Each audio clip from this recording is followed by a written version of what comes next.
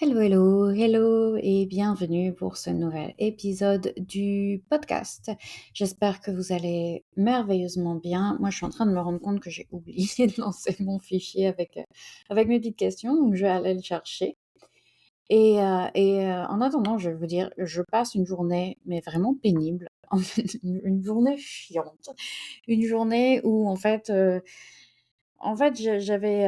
qu'un seul rendez-vous, non, deux rendez-vous ce matin.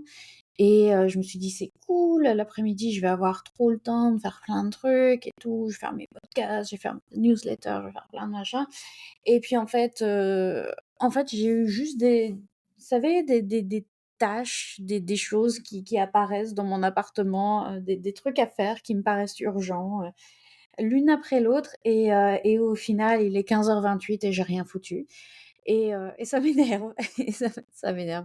Mais je me faisais la réflexion, quand j'étais en train de changer mes draps, n'est-ce pas? Parce que du coup, il fallait que je fasse une machine à laver et je voulais laver mes draps donc d'un seul coup, il faut enlever les draps du lit et puis il faut remettre des nouveaux, machin c'était une des milliards de petites tâches pénibles qui sont apparues au cours de ma journée et puis je me disais: «Non mais Clémence, les tâches, il faut les faire de toute façon. Donc tu peux choisir de les faire en râlant, en te plaignant, en te disant que tu as une journée de merde, que rien va comme tu veux, ou bien tu peux choisir de les faire en te disant: «Bah ouais, c'est comme ça, et c'est pas grave, on peut les faire avec le sourire, on peut les faire relax, on peut les faire en se disant: "Bah, on travaillera après, c'est pas grave, il faut que ce soit fait de toute façon", en relativisant et en ayant un un état d'esprit un peu plus positif et je vais être, honnête avec vous, ça m'a pas aidée. J'ai continué à râler. J'ai continué à râler. Donc voilà, c'est toujours un work in progress. C'est bien de savoir que voilà, c'est bien en fait, je pense d'avoir cette conscience qu'on est en train de râler pour rien et que ça pourrait être autrement. On est en train de se rendre la vie un peu plus pénible. Mais c'est comme je vous disais, il y a plusieurs podcasts de ça, il y a plusieurs épisodes de ça, quand je parlais de la rivière, qui fait son lit, bah, il faut se le dire assez régulièrement, en fait, pour que vraiment l'idée fasse son chemin, s'installe et que ça devienne un peu plus un automatisme, un peu plus facile à atteindre. Parce que voilà, parce que des fois, juste on est de mauvaise humeur, juste on passe une mauvaise journée, juste ça s'empile et puis on n'a pas envie forcément d'être en pleine conscience aujourd'hui, on a juste envie de râler et ça arrive aussi, on est humain après tout. OK, j'ai mon fichier, j'ai mes questions, donc je vais pouvoir commencer à répondre aux vôtres. OK, alors on est sur, la Q&A 72, hein, j'ai l'impression qu'on est au numéro 72 déjà, c'est fou la vitesse à laquelle ça va. Alors première question, petite question sur le type profil A dont tu parles souvent. Tu en parlais aussi dans ton podcast.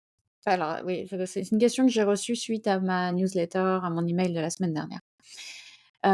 Donc le type profil A dont tu parles souvent, tu en parlais aussi dans ton podcast où tu faisais référence à ce que je t'avais partagé sur le lâcher prise vis-à-vis d'un article.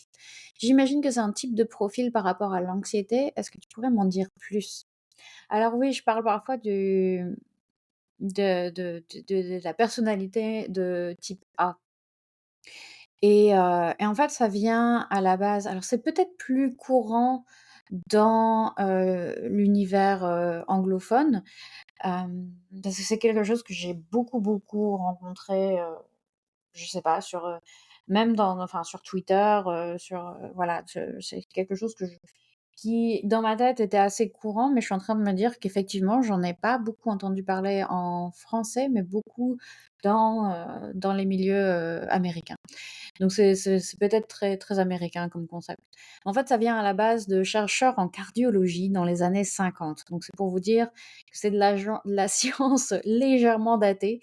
Donc voilà, des chercheurs en cardiologie dans les années 50 qui avaient défini plusieurs types de personnalités, de A à D, il me semble. Donc la personnalité A, B, C, D, en postulant, que les gens qui ont un type de personnalité A auraient davantage de maladies cardiaques à cause de leur type de personnalité justement. Et donc depuis, c'est un peu rentré dans le langage courant pour parler, de quelqu'un qui a les traits qu'on retrouve souvent dans les types de personnalités, dans les personnalités de type A. Donc, les personnalités de type A, ce sont des gens qui sont ambitieux, compétitifs, impatients, perfectionnistes, assez durs avec eux-mêmes, qui ont vraiment des standards assez élevés, qui ont du mal à se reposer du coup.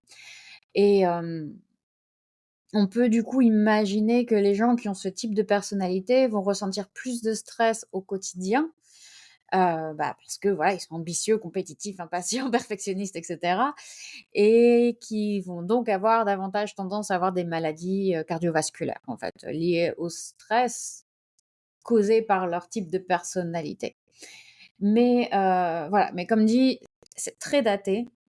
J'aime pas du tout mettre les gens dans des cases comme ça. Je pense que enfin, je crois pas vraiment qu'il y ait des types de personnalités et encore, enfin, et puis, enfin, même d'un point de vue personnel, je dis souvent que je suis plutôt de type A, alors que, quand je vois la liste des caractéristiques des personnalités de type A, je pense pas que tous les traits me correspondent du tout. Je suis pas particulièrement compétitive, je suis impatiente sur certains points, mais très patiente sur d'autres, je j'ai pas particulièrement de mal à me reposer, encore que je culpabilise quand j'en fais pas assez, mais bref, enfin bon, je sais pas, il y a je trouve que, comme dit, mettre les gens dans des cases et dire, «Oh j'ai du mal à me reposer» ou «Je suis compétitive», tout ça, ça va toujours dépendre de contexte, en fait. Ça va toujours dépendre, personne n'a un type de réaction, personne n'a un trait de personnalité qui est constant dans tous les contextes. Enfin, je ne sais pas si vous voyez ce que je veux dire? Donc voilà, c'est de la science qui est très datée et je devrais sans doute arrêter d'utiliser ce terme d'ailleurs, de parler de personnalité de type A, mais c'est vraiment plus, psychologie pop en fait, psychologie de comptoir et pas quelque chose de scientifique, de rigoureux ou quoi que ce soit. Je sais pas là si d'autres études ont été faites depuis sur ce genre de choses, mais à mon avis, ça a sans doute été un peu débunké. Après ça a du sens que quelqu'un qui est, qui regroupe ces traits de personnalité aurait plus de stress, aurait donc plus de maladies cardiovasculaires. Voilà, mais ça s'arrête là. Voilà. Question suivante. Grâce à tes conseils, oups, j'ai scrollé trop. Grâce à tes conseils, j'ai nettement progressé sur le lâcher prise et pardon, et diminuer ma fatigue mentale. CF ton podcast et nos échanges sur le sujet. Toutefois, j'ai encore souvent des moments où le soir, alors que je devrais passer à autre chose, mon cerveau tourne encore fort fort en boucle sur les informations, les émotions et les idées de la journée. Dans ces moments-là, que conseilles-tu pour ralentir le traitement d'informations, l'analyse et passer en mode cerveau au repos? Alors, je jetterai un œil à ta routine du soir déjà, en fait, à savoir si tu un sas de décompression entre le boulot, enfin, vraiment la journée, active et ce moment où c'est le soir, où on se repose. Je sais pas si enfin, parce que tu parles du soir, en fait, où ton cerveau tourne encore fort, fort en boucle et je me demande si c'est du coup le soir, une fois que tu es rentré chez toi et que voilà, tu passes à ce moment avec ton partenaire, avec ton bébé ou voilà, vous décompressez ensemble et que tu as encore ces idées, ces émotions, ces infos qui te tournent en tête et tu as du mal justement à te concentrer sur le repos avec ta famille. Ou si tu parles du soir, genre le moment où tu es dans ton lit et que là, bah, tu pas à t'endormir parce que ça tourne dans ta tête. Donc, c'est deux moments un petit peu différents en fait où du coup je répondrais un petit peu différemment aussi. Mais voilà, savoir si tu as un sas de compression entre le moment où tu travailles, où tu es dans l'action, dans la production, dans le système nerveux sympathique et tout ça et ce moment où, voilà, maintenant c'est le moment de repos. Enfin, je pense à ça, à ce mot sas de décompression qui m'est venu. Ça me rappelle, en fait quand je bossais et que, à l'époque j'allais au travail en voiture et ce moment en fait où je conduisais du travail jusqu'à chez moi, c'était mon sas de décompression en fait. J'avais, je sais pas, j'écoutais ma musique, je chantais dans ma voiture et je c'était vraiment le moment où je mettais le travail derrière moi et où une fois que j'arrivais à la maison, j'étais prête à me reposer. Et je me suis rendu compte que quand j'ai commencé à travailler de chez moi, j'avais plus de voiture et j'avais plus ce sas de décompression et du coup, j'arrivais plus à passer en mode repos justement et à me reposer tout simplement et j'avais toujours ces idées du travail qui me restaient dans la tête, tout ça et il a été, du coup, important pour moi de me trouver, de me fabriquer un petit sas justement, une petite activité qui était le signe à mon système nerveux, qui donnait le signe à mon système nerveux de: «OK, maintenant on passe en mode soir, on passe en mode repos, on passe en mode on oublie le travail». Et je c'est pas encore quelque chose que j'arrive tout à fait à faire tous les jours, hein, parce que mon planning change un petit peu tous les jours. J'essaye d'arrêter à 19h30, mais il y a des jours où je dépasse, machin et voilà. Mais du coup, ça peut être une routine de yoga évidemment, le soir, ça peut être, une activité, je sais pas, aller marcher avec ta fille au parc, ça peut être, je sais pas, faire enfin, ça peut être vraiment n'importe quoi qui te permet de marquer le coup, en fait, de marquer la transition. Ça peut être un bon moment aussi, pour du journaling. Donc pas forcément d'écrire un roman avec des phrases complètes en mode, «Cher journal, aujourd'hui j'ai fait ça», mais même juste jeter quelques phrases sur le papier pour qu'elles tournent plus en boucle dans ta tête. Tu peux aussi planifier un peu ta journée du lendemain pour que ton cerveau se sente pas obligé de devoir retenir tout ce à quoi tu penses maintenant tout de suite, en ayant peur d'oublier des choses importantes, si jamais tu les notes pas, si jamais tu y penses pas en permanence. Donc ça ouais, c'est une bonne activité, sas justement, hem, le journaling, ouais, et le journaling, enfin, je vous en parle régulièrement, mais ça peut vraiment prendre plein de formes différentes. Ça peut être, comme dit, jeter trois quatre phrases sur un bout de papier, ça peut être planifier sa journée du lendemain, ça peut être penser à des choses positives qui se sont passées dans la journée, ça peut être se faire une done list où on écrit tout ce qu'on a accompli, tout ce qui s'est bien passé pour essayer d'apporter un peu de positif à son quotidien. Et ça peut être aussi, de l'écriture automatique où on va écrire 3 pages de tout ce qui nous vient en tête pour justement déverser un peu tout le contenu de son cerveau sur du papier et ça peut être plein de choses et ça c'est à nous de faire notre petite popote pour trouver ce qui fonctionne avec nous. Et puis on va dire que je prêche, pour ma paroisse, mais en même temps, si je le fais pas sur mon podcast, alors, où et qui? Je vous le demande. Mais le yoga, c'est un bon moyen, hein, de se ramener dans le corps, dans l'instant présent, dans les sensations qui ont lieu ici et maintenant et de sortir un peu de sa tête, de sortir un peu de ces pensées qui tournent en boucle et ces émotions et tout ça. Donc voilà. Après je pense aussi qu'il y a des moments où c'est juste comme ça, en fait. On est en plein milieu de quelque chose de spécial, de stressant, d'important et notre cerveau est tout simplement indomptable. Donc, faut aussi accepter que ça arrive, que ça veut pas dire qu'on est une mauvaise yogini et qu'on est incapable de lâcher prise. Ça veut juste dire qu'on est humain, en fait et que, comme je disais tout à l'heure, en parlant de ma journée pénible, il y a des fois, on n'y arrive pas. On n'y arrive pas. Même si on fait tout bien tout le temps, il y a des journées où juste ça tourne dans la tête, on est de mauvaise humeur, on est fatigué, il y a des choses comme ça qui arrivent et c'est pas grave, ça ira mieux le lendemain. Question suivante, pourquoi on oublie de respirer? Alors oui, ça c'est une question qui m'a été posée pendant une séance de yoga, hem, parce qu'en fait, je disais à mon client, enfin je lui rappelais pour la millième fois, et c'est pas par rapport à enfin c'est pas un comment dire? Une attaque à ce client en particulier, c'est je rappelle en permanence tout le temps à mes clients de respirer et justement, je lui ai fait ce rappel-là, parce qu'il avait oublié de respirer et il s'est rendu compte: «Ah tiens, oui, effectivement, je ne respire plus» et il m'a dit: «Mais pourquoi on oublie de respirer, en fait?» Faut je il trouvait ça ahurissant de pas s'être rendu compte qu'il retenait sa respiration. Et c'est une super question parce que je pense que tout le monde, quand on fait du yoga et quand on a un prof comme moi qui vous rappelle en permanence de respirer, bah, vous allez vous rendre compte vous aussi que vous oubliez souvent de respirer. Et il y a plusieurs raisons à ça, en fait.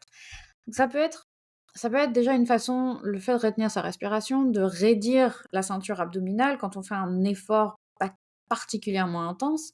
Donc, par exemple, quand on soulève, quelque chose de très lourd, on va automatiquement retenir l'inhalation. On va faire et on retient, on serre les abdos et on a le sentiment que ça nous donne plus de force dans la ceinture abdominale et que ça protège notre dos aussi, du coup.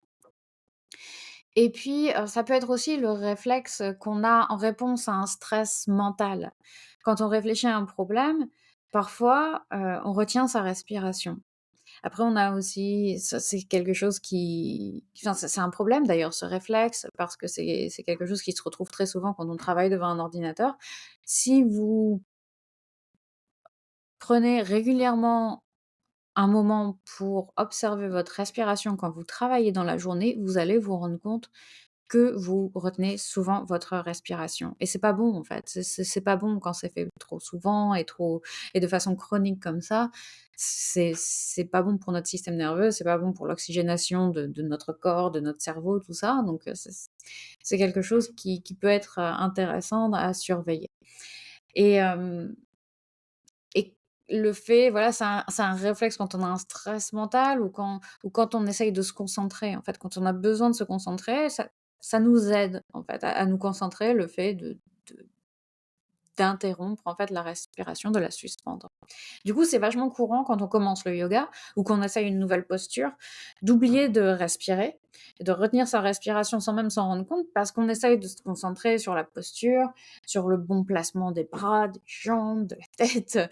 L'étirement lui-même, il peut être intense aussi et on se concentre pour réussir à rester dans la position, etc.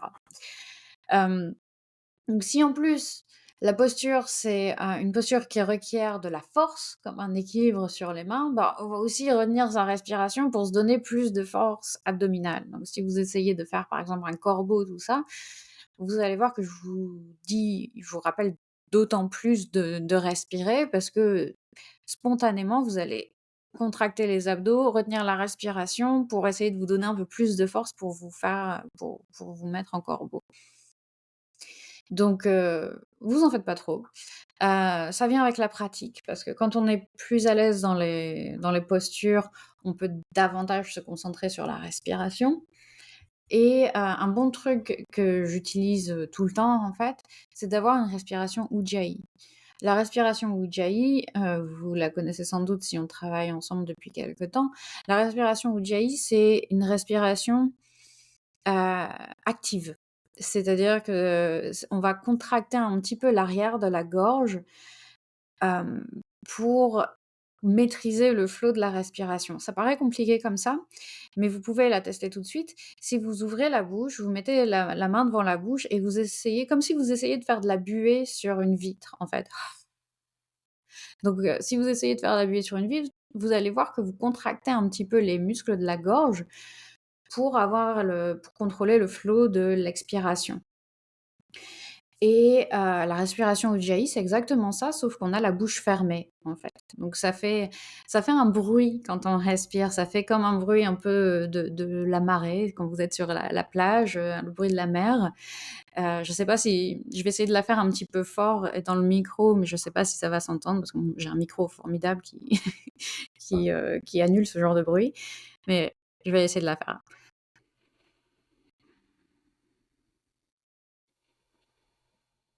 Parfois, on l'appelle aussi la respiration Darth Vader, mais mais ça doit pas être très fort, en fait. Là, je l'ai faite un peu fort, je sais pas si ça s'est entendu, mais je l'ai faite un petit peu fort, je l'ai exagérée pour qu'elle soit vraiment audible, mais normalement, elle doit être audible seulement de nous.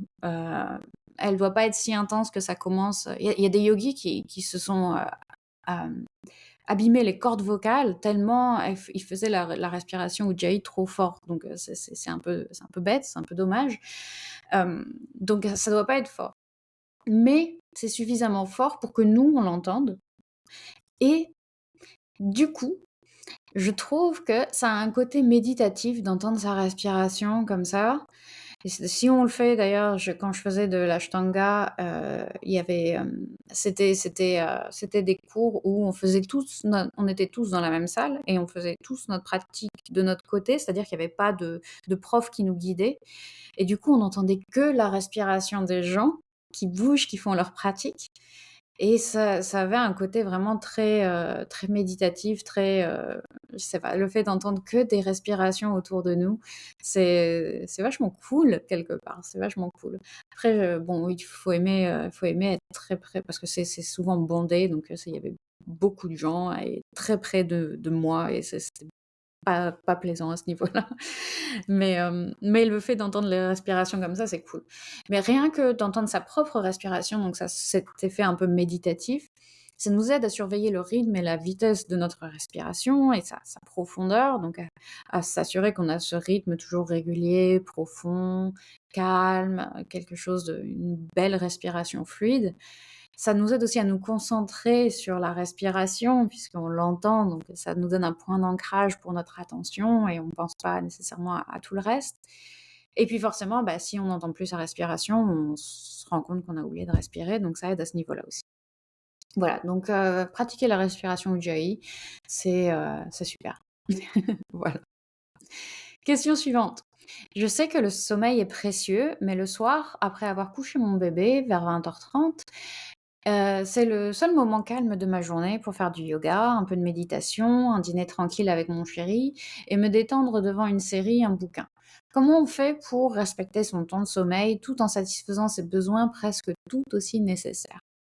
Alors, c'est un problème qui est très commun chez les parents. Je vais d'ailleurs commencer par dire que les parents, vous avez tout mon soutien, toute ma compassion à ce niveau-là, parce que je comprends tout à fait que c'est 1000 fois plus difficile de prendre soin de soi quand on prend aussi soin d'un petit humain qui nous réclame H24. Je vois souvent passer des tweets, des threads, des articles de mal alpha à base de ouais, on a tous les mêmes 24 heures dans notre journée, Beyoncé y arrive, alors qu'est-ce que c'est votre excuse? Enfin, des conneries comme ça. Et je veux vraiment pas sonner comme ça, jamais, quoi. Je veux jamais donner l'impression que je sais pas, que je vous dise: «Oh là là, franchement, vous dormez pas 9 heures par nuit, c'est n'importe quoi», alors que enfin, c'est vraiment que vous y mettez de la mauvaise volonté. Non, non, vraiment pas. Vraiment pas. J'ai tout à fait conscience, d'autant plus si vous êtes parent, que, bah, c'est vraiment pas évident. C'est vraiment pas évident. On a tous des vies bien remplies, mais je sais enfin, après c'est un choix aussi, mais je sais que ma vie est quand même beaucoup plus spacieuse en termes de temps et de liberté que la vie d'un parent, évidemment, évidemment. Donc, voilà, j'ai beaucoup de clients qui sont parents, beaucoup, bah, plusieurs clientes qui ont accouché dans la dernière année et je vois bien aussi d'ailleurs que même d'un bébé à l'autre, bah, ça n'a rien à voir. Il y a des bébés qui font déjà des nuits de plus de 5 heures d'affilée à 3 mois et puis il y en a d'autres qui refusent de dormir, plus d'une heure, à la suite, enfin plus d'une heure d'affilée à presque 2 ans. Ouais, ma cliente est au bout de sa vie, la pauvre. Et même quand on a la chance d'avoir un bébé entre guillemets «facile», il y a quand même 1000 choses à faire et à prendre en compte. Du coup, je dirais que choisir, c'est renoncer, déjà. Donc on peut pas tout faire. On peut pas tout faire, il va falloir sacrifier quelque chose et je dirais qu'on doit pas nécessairement sacrifier la même chose tous les soirs. Donc si un soir tu décides que tu as envie de te détendre avec ton chéri devant un film et que tu sacrifies 2 heures de sommeil, bah, peut-être que le lendemain, tu vas éviter, de sacrifier à nouveau le sommeil si tu veux pas t'écrouler le jour d'après. Voilà, ça paraît évident. Heu, mais alors, évidemment, l'amoureuse du sommeil que je suis aurait envie de te dire: «Dors dans tous les cas, voilà, fais passer ton sommeil en priorité, c'est pour ta santé, c'est important, tu te sentiras 1000 fois mieux le lendemain». Alors que si tu sacrifies 2 heures de sommeil, bah, tu vas en payer le prix pendant 16 heures le lendemain. Ça vaut pas le coup, voilà. Mais parfois, pour notre santé mentale et émotionnelle, pour la santé de notre couple, on a envie de se coucher plus tard. On a envie de ce moment en tête-à-tête avec notre partenaire. On a envie de décompresser pendant que bébé dort. Même si on sait que, bah, le lendemain, on risque d'être frognon, voilà, ça risque d'être, plus compliqué. Donc je pense qu'il faut faire comme on peut. Je pense qu'il faut trouver son équilibre, il faut choisir en connaissance de cause. Faut, voilà, un soir privilégier son sommeil parce qu'on se rend compte qu'on a un petit peu poussé, enfin tiré sur la corde les jours précédents et que voilà, ce soir je vais me coucher tôt et je vais essayer de récupérer un peu et d'autres soirs, bah, je privilégie, mon partenaire, je privilégie, mes loisirs, voilà et on peut je vous dirais toujours bien sûr d'essayer d'éviter de sacrifier trop de sommeil parce que le quand on dort, suffisamment et bien, ça facilite tout. Tout est plus facile, tout est plus facile. On guérit plus facilement, on tombe moins malade, hem, on a une santé émotionnelle et une cognitive bien plus enfin, je vais pas vous refaire toute la liste, hein. Vous m'avez déjà entendu le dire plus souvent que nécessaire. Mais peut-être pas, il faut le répéter souvent et beaucoup et fort. Mais oui, voilà, donc tout est plus facile quand on dort beaucoup, donc je dirais d'éviter de vraiment tirer sur la corde. Mais voilà, on fait comme on peut, comme dit encore plus haut, on est humain, voilà, on fait comme on peut, on choisit en connaissance de cause et on ne se flagelle pas quel que soit le choix qu'on fait, surtout. Voilà, merci beaucoup pour ces questions. À très bientôt. J'espère que ça vous a été utile. N'hésitez pas à me les envoyer, n'hésitez pas à m'envoyer vos commentaires, vos questions, vos commentaires, vos mots d'amour et à très bientôt. À la semaine prochaine. Ciao, ciao, prenez soin de vous.